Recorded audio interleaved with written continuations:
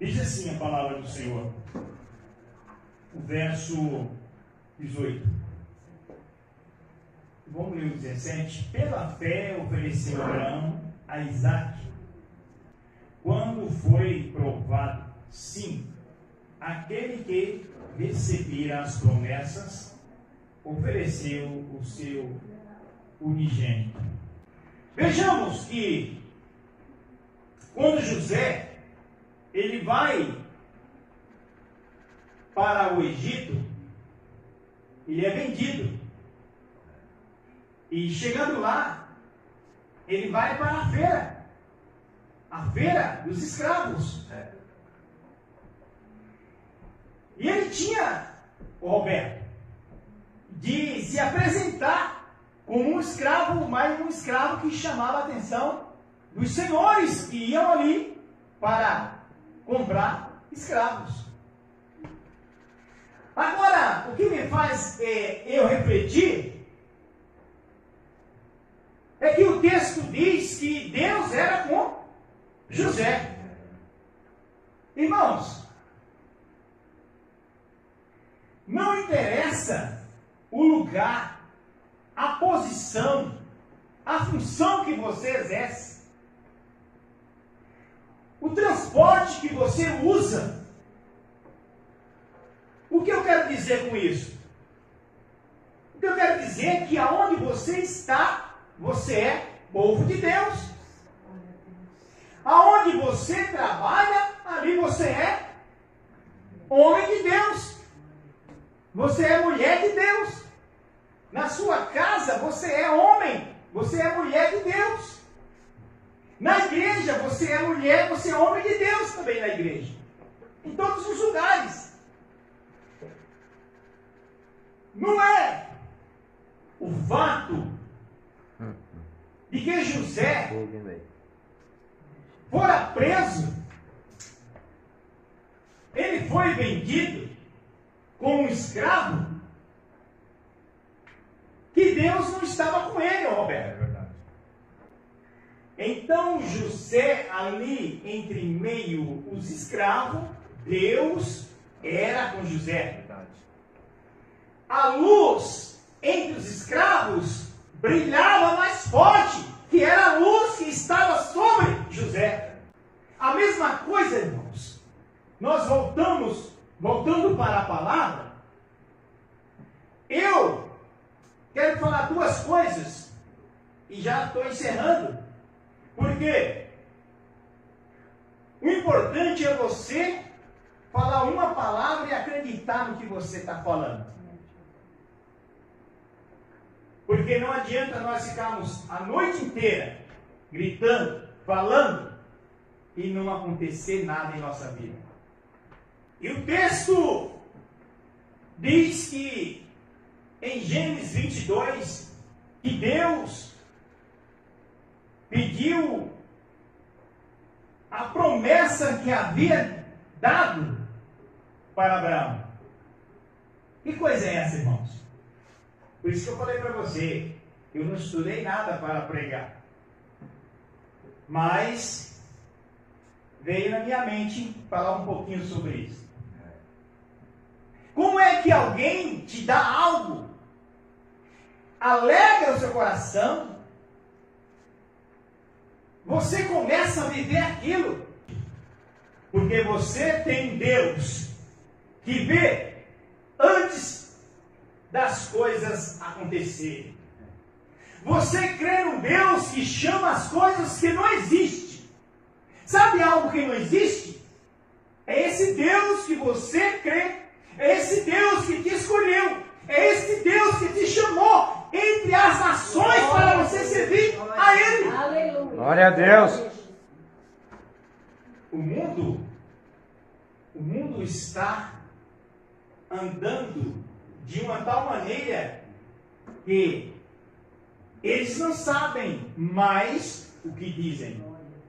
Se você conversar com alguém hoje sobre um determinado assunto, daqui a 15 dias, talvez ou antes, você volta, conversa com ele o mesmo assunto, ele já não sabe mais o que disse. Por quê, irmão? irmãos? Porque o mundo não tem uma perspectiva. O mundo não sabe em quem tem acreditado. O mundo não sabe em quem tem crido.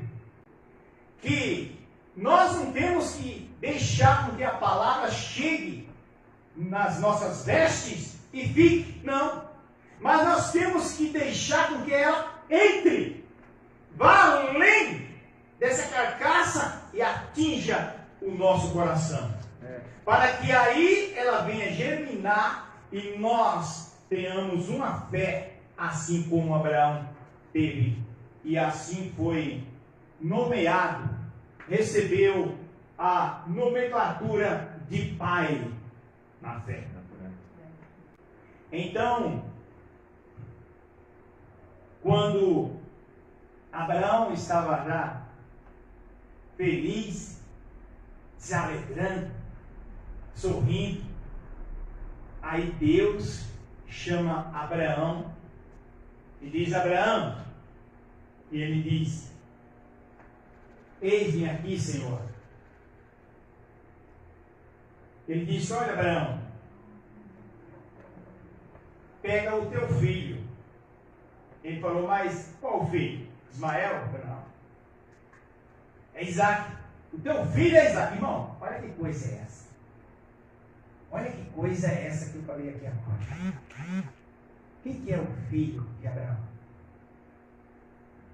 Isaac. Deus não vai tratar com as 5 loucas assim como ele tratará com as prudentes. É diferente, Walter. É diferente. O tratamento dele é diferenciado. Veja que o filho pródigo que foi lá para o mundo, o pai não disse em hipótese nenhuma: não, olha, você tem direito a 2 guitarras, mas eu vou só te dar uma porque você vai voltar. Ele não falou isso, não. O que você tem de direito, leve, é seu. Ele sabia, irmão, que ele viria, que ele voltaria. Mas o tratamento com o filho que ficou foi diferenciado. Verdade.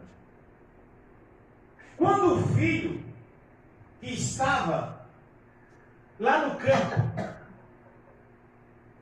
que veio após um dia de trabalho, de longe ele, irmã Julieta, já ouviu o barulho.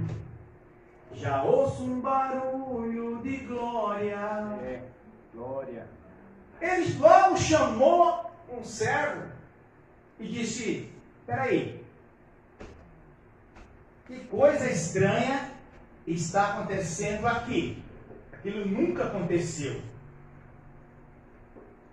E muitas das vezes acontece algo em nossa vida que é algo tão diferenciado que a gente até se esquece que há um Deus que vela pela sua palavra. Verdade, verdade.